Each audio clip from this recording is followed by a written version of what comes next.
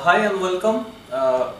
Today we are going to talk about climate change in the world, and we have two speakers here, Kristian and Jake Evans. Kristian is working in the United Nations, and Jake is a student and he's going to enroll in medical school afterwards in the United States. So we'll be discussing about the climate change.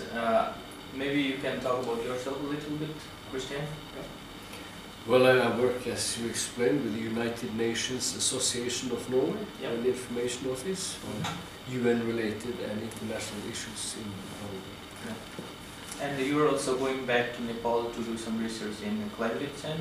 I am so fortunate that I will be able to go to your country, to Nepal, and to learn more about what climate change looks like in Nepal, how it affects people, how they talk about it. And hopefully I can bring some interesting stories back to Norway, because we don't really care that much about climate change. Okay. And what about you, Jake? I'm a student. I've just finished up my bachelor's degree in the United States. I'm here in Norway. I just actually came with my wife. She works for National Oil Barco. I'm taking this time to be able to volunteer before I start into school again. Medical school, because then I'll be very busy. So my background with climate change is it's a somewhat limited background, but I've lived in the United States and felt the attitudes there and felt some of the information that's come across. Yeah, we are actually from 3 different continents. You are from Europe and he's from America and I'm from Asia, so we'll have like 3 different perspectives from different continents. So Kristian, what do you think, why the debate is going on so much on climate change, and what do you actually think the climate change is? Climate change, or global heating as we normally talk about it, is that the carbon fuels, oil, gas, coal, if you accept that that is stored energy from the sun. Through a process for millions of years, it has turned into oil. And yearly now, we release 400 years, even more, of sunshine into the atmosphere. That is a lot of energy. Some of it just disappears, but some of it is kept inside the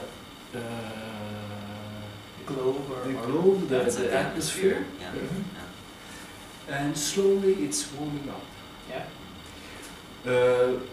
Most of the energy is stored in the oceans.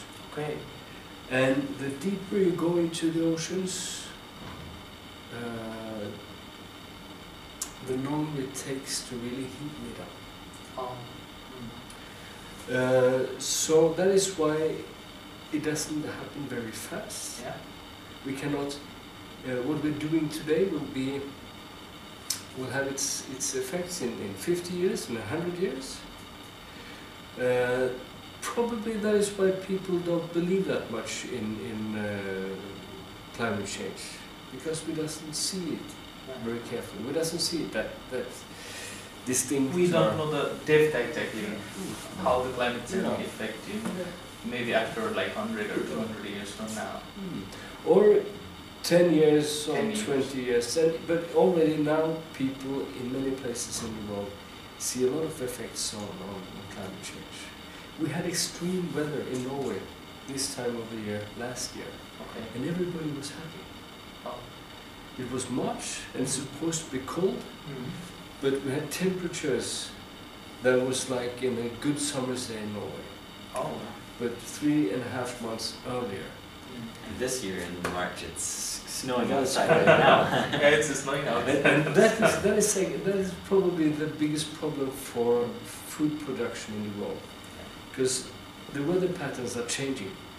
So normally the farmers will know when to put the seed in the ground and to harvest. And everything is changing now, so they don't know.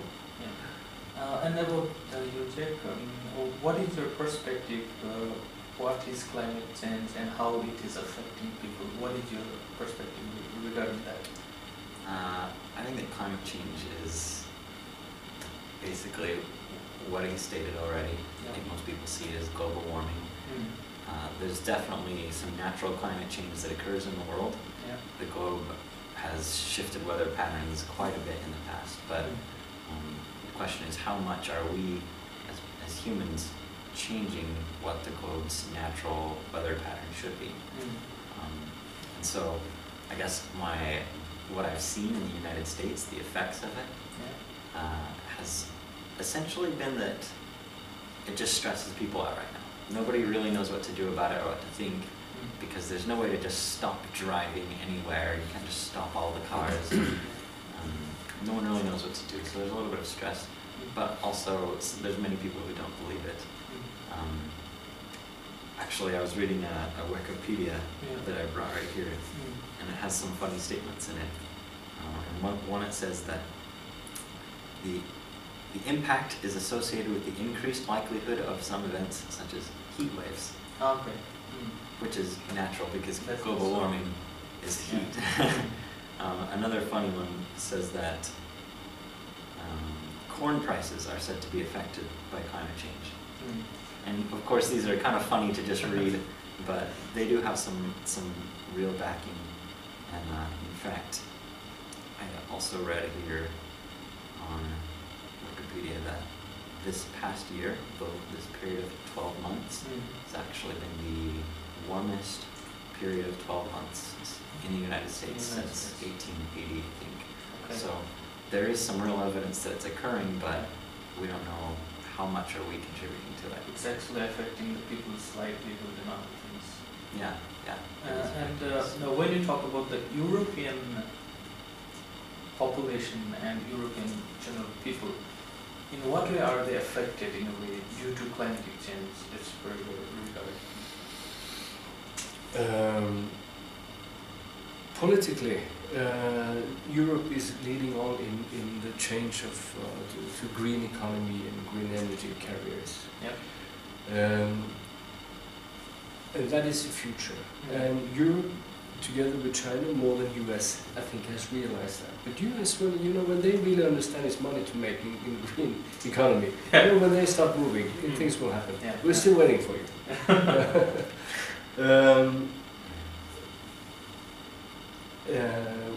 Where it has been wet, it will be wetter. Yeah. Where it is dry, it will be drier. Okay. So we will have more heat waves and more rainfall, heavy rainfall, more earth slides, more damage to infrastructure like in cities and railroads and roads. And how is it affecting the people's life? You mean in daily lives, how the climate change is actually affecting the European people? Maybe in traffic, or maybe in agricultural sector, or maybe in industrial sector? Or, what kind of effect does it have on general people? I don't think that ordinary people see it that much already. But if you live in the Alps and you live from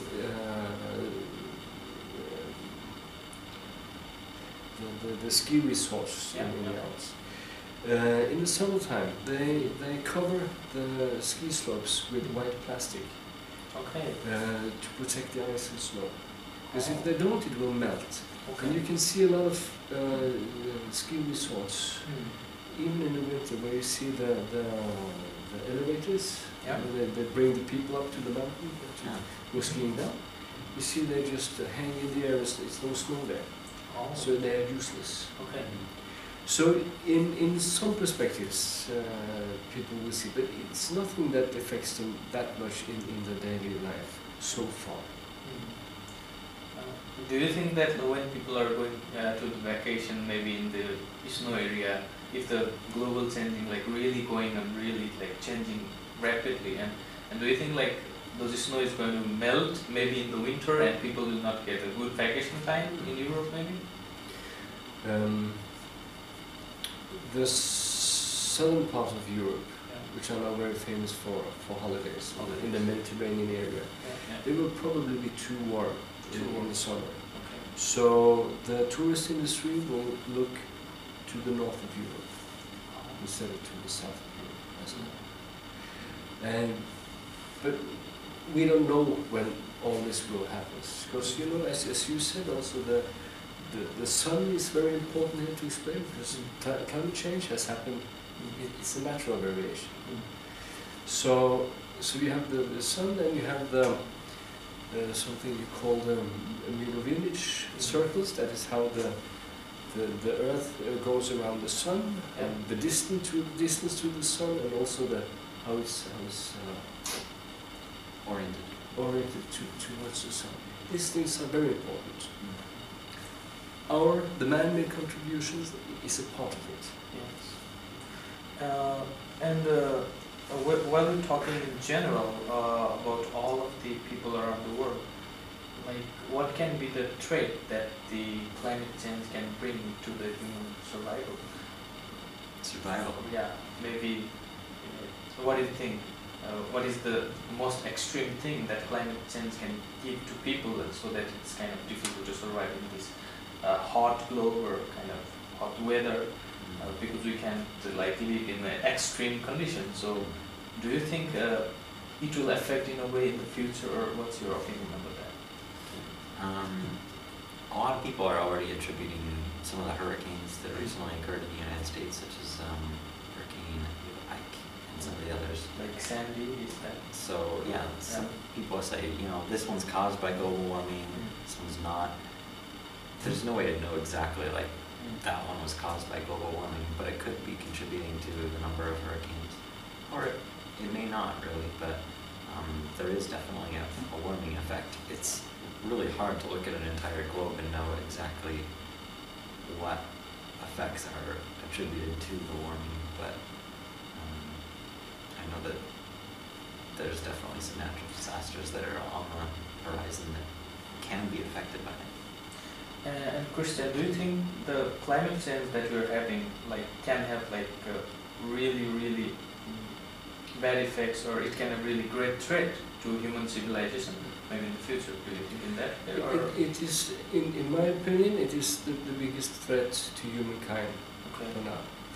And as you say, it happens and it coexists with a lot of other things, like the stresses we put on ecosystems, because we overexploit them, so we weaken them. And they are normally there to protect us and to clean our air and clean our water, but now we are using them in a way that we're destroying them. And the climate change come on top of that, and that's really bad news.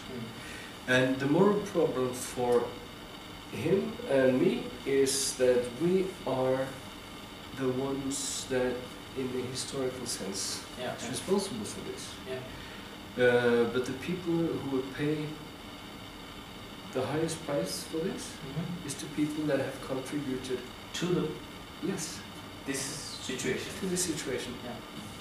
They will face the hardest conditions from this. You mean future generations? It's happening now already. Yes. Because in Norway we produce a lot of oil and gas. We export that oil and gas to other countries, so it's used in other countries. So it's not part of our accounts, but probably they should. And we buy things cheap from your country and from India and China, so we contribute to environmental devastation and global heating there, global climate change, gas emissions in your country, so that you can produce cheap goods to make my life comfortable here. So in whatever way you look at this, I am the winner and he is the winner, and people in the south, in the poor countries, they are the losers. That's kind of a and when things problem. change, it hits you harder first. And we can pay our way out of it for a long time. But in the end, we're in the same boat. So you're saying that the effects will be greater in some of the warmer countries first. Or maybe in the least developed countries, the impact is higher than developed ones.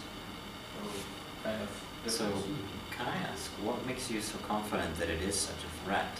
Because, like we've said, you know, there is it's clear that there's global warming occurring. How do we know that it is? How do we know how much of it is due to people's contribution, and how do we know that it is going to be such a threat? The last 6,000 or 7,000 years, the average global temperature has been around 14 degrees. So the system is sort of a self-regulating system. You have volcanoes, you have sun activity, you have what do you say, how it is turned faced to the sun, orientation to the sun, things like that changes. But for the last 6,000 or 7,000 years, temperature has been stable around 14 degrees. That is what actually has made our civilizations possible. That is when we started to be farmers and to keep animals and not be hunters and gatherers. So you're saying the 14 degrees that's the yearly global average temperature, just if you average everything out.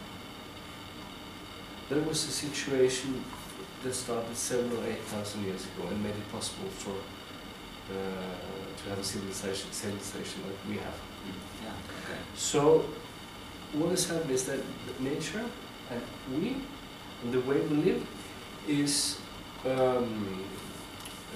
designed to live in a world that is stable around 14 degrees. And now we see that it has changed. The global temperature is rising. We know that because we have 150 years of measuring temperature. And we can also measure the level of CO2 in the atmosphere. And we see that that level is rising. In strict accordance with the temperature, the rise of temperature globally. So how do we know about the other 6,000 and 7,000 years?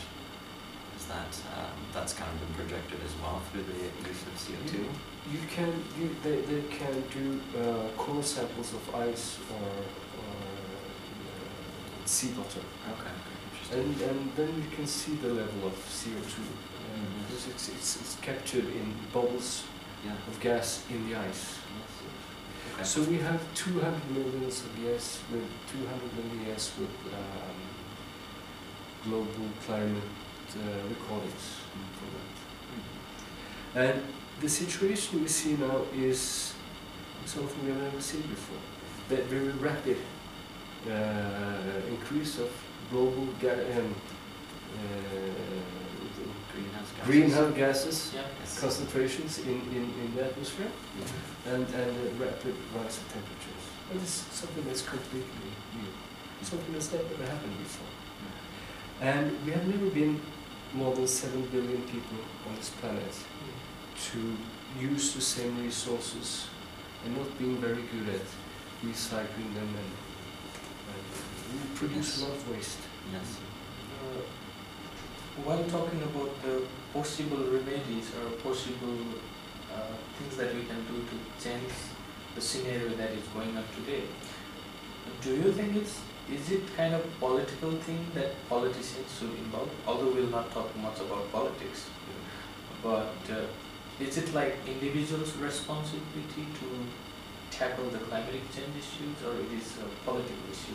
What's your perspective? Maybe JP can answer first time. Well, like I was saying, from my perspective, what I've seen is just that it stresses people out. We don't really know what to do about it.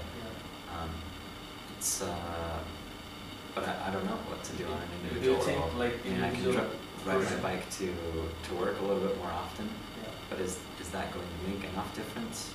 Maybe do you think like personal contribution can help to reduce the effect of climate change, or just political level should do something? People in politics should do really great, or what do you think? I think that it does have to be a personal level. Personal level. Because if we're going to change the amount of CO2 in the atmosphere, then that starts with an individual.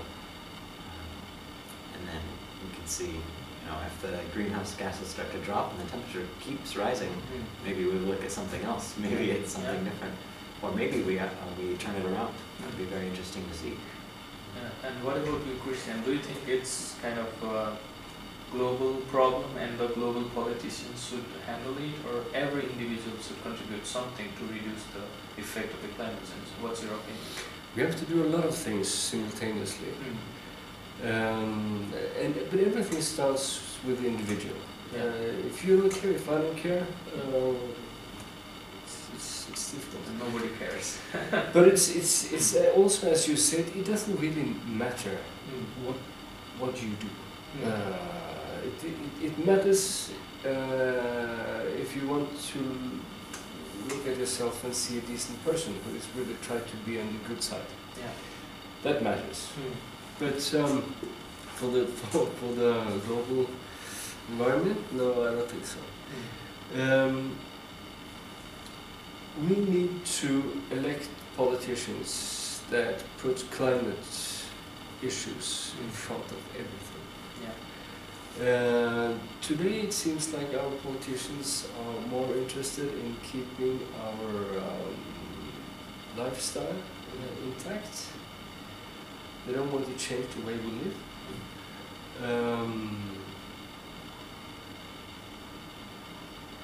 They are more afraid of terrorists than of climate change. We can easily find money to save banks and to buy fighter aircrafts.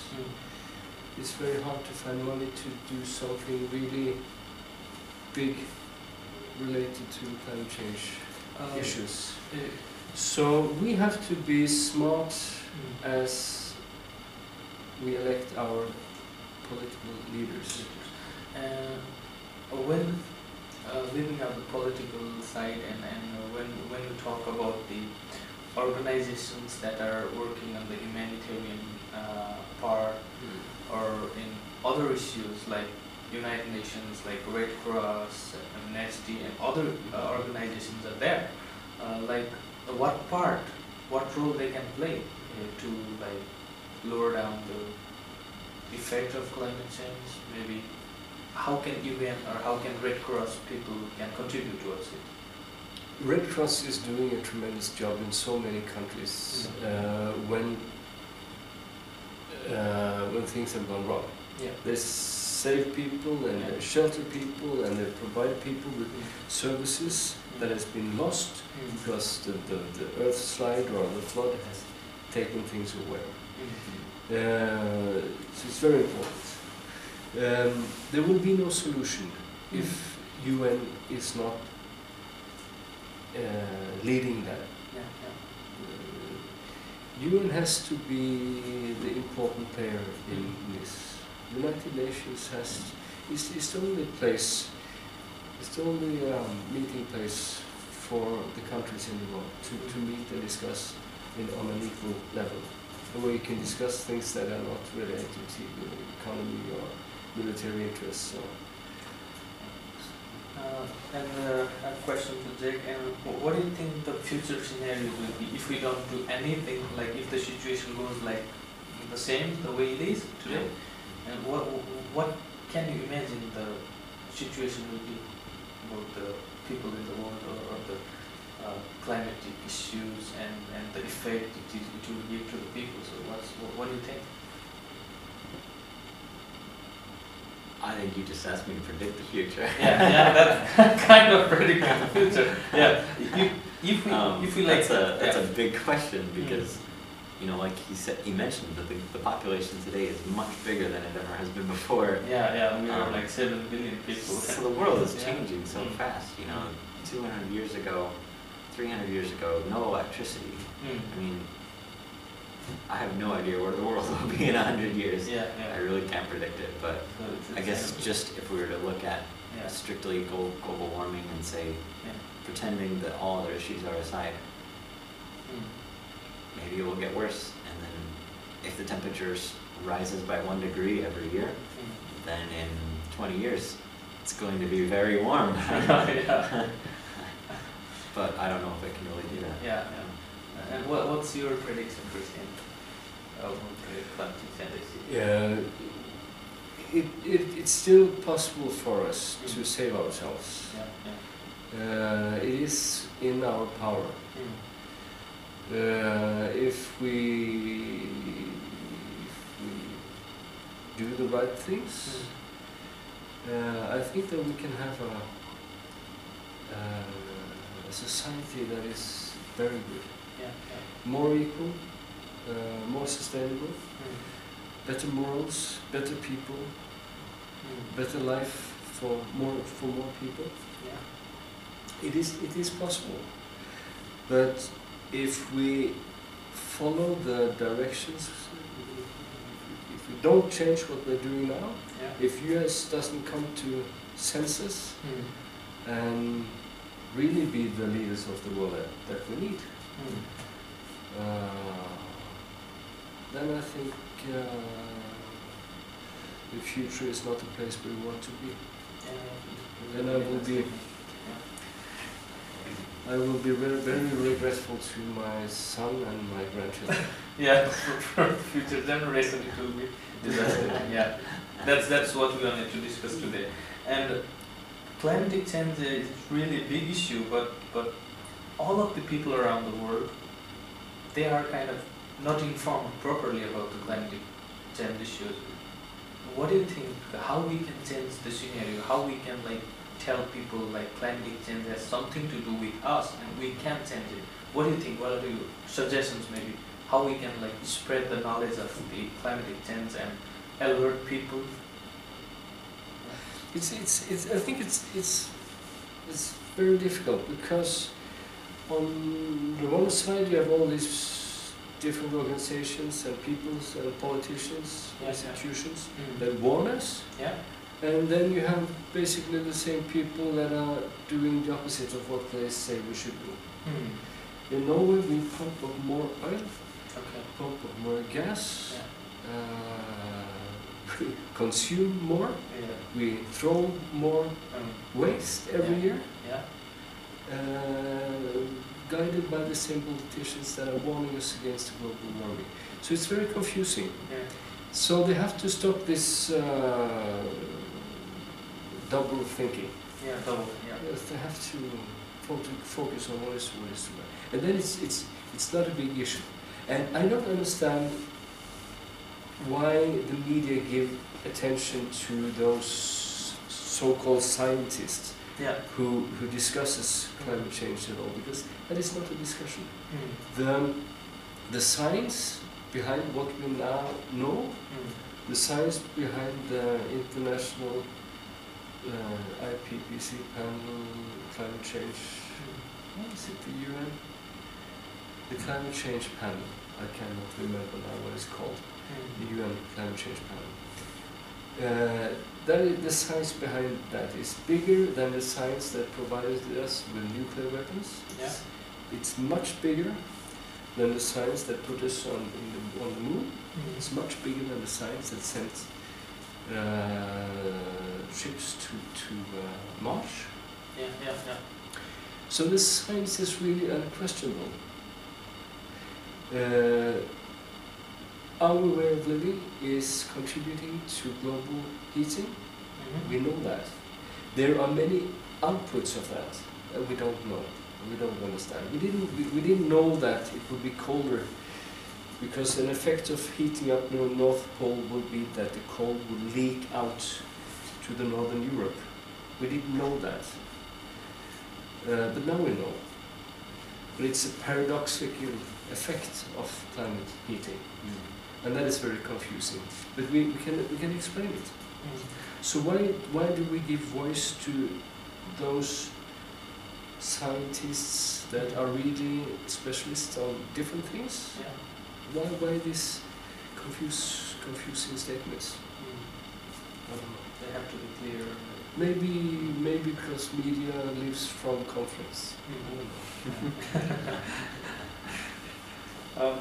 Actually, we all agree on climate change is a really big threat to humans and a big threat to all our organisms or creatures in Earth. Or it's a really big threat for entire Earth. So we agree on that. But when talking about the solutions, what pops up in your mind? Like, we have to do this thing to stop the climate thing. Maybe first thing we can educate people, then we can initiate our efforts from our individual basis, and then we can do or join some organizations that are working on climate issues, and we can contribute something. But actually, what can be the possible solution that pops up?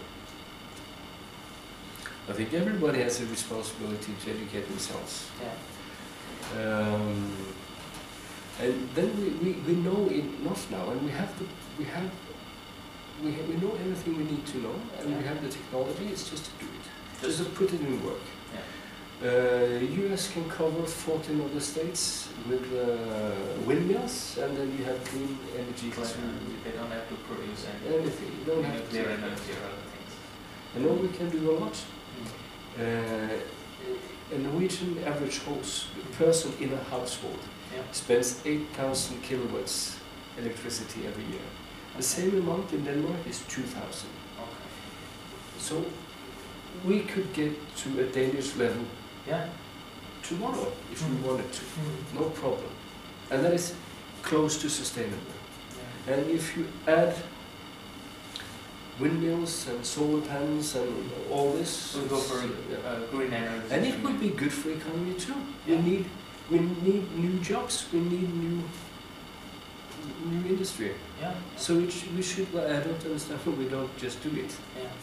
It's good for business. It's good for climate. It's good for the heart, and it's good for the saving of everybody. So your solution is like everybody should go from personal level. They should take responsibility from individual basis, and then afterwards, from the economic part, we can go for the green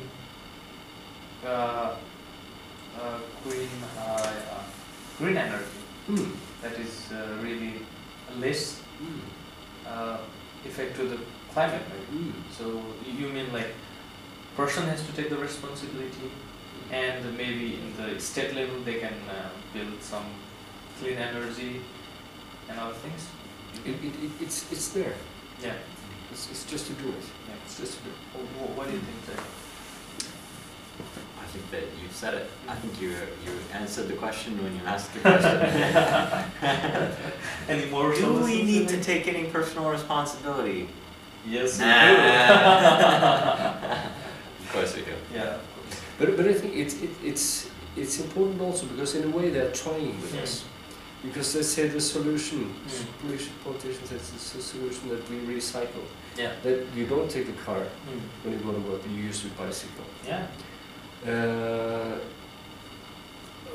Of course, that's important. But this systemic problem is not changed by individual decisions. If you want to change the system has to change, and that is beyond my power.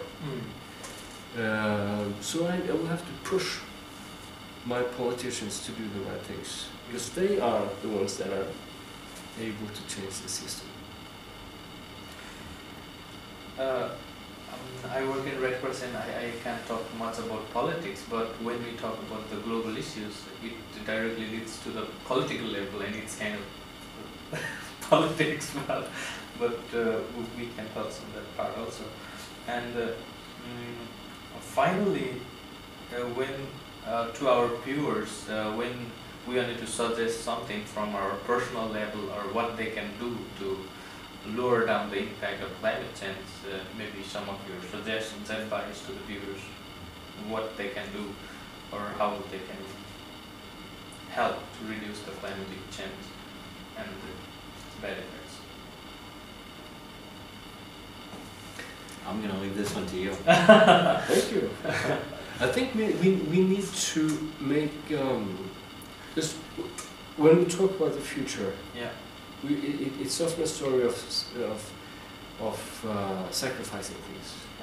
We cannot go about playing. We cannot eat that much meat. We cannot. Well, it's a lot of things we cannot do. Yeah. So we have to create another story about a future that is so inviting that we cannot wait to get there. In Europe, and even more, I think, both in China and in the US. In Europe, 1,250 people die every day from bad air quality, from polluted air. Okay. Air that is polluted from burning fossil fuels. How did they measure that?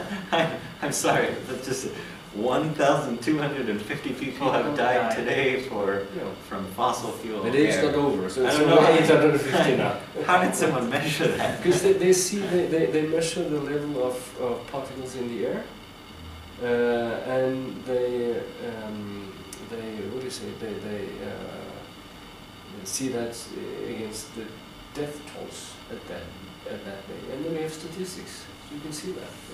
Interesting. Yeah, it's So you just kind of say, well, there's more particulates in the air today, more people died than on average. Maybe those had to do with each other. And when you have a long record, you see that. Yes. And you see the same in different cities, in different places on the earth. Okay. Yes. So, Interesting. so it's that's science, and it's actually very easy. Mm. And you can also see what they died from. Mm.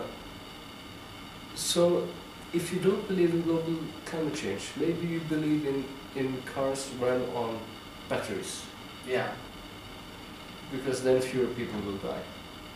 So if you want to be really rich,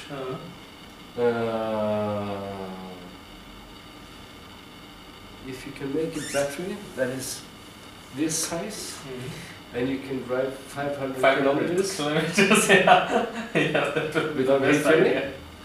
and then you just take it out and Replace it. it. And it costs 15 kroner, $2, $3. Yeah, Yes. This would be very Then good. you have saved the earth, and Yeah, you you will have- be the richest man on earth. yeah.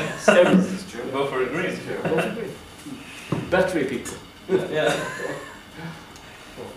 Thank you for joining on our show, the Show. Thank you, Jake. Thank you. Thank you, Kristian. Thank you. Yeah.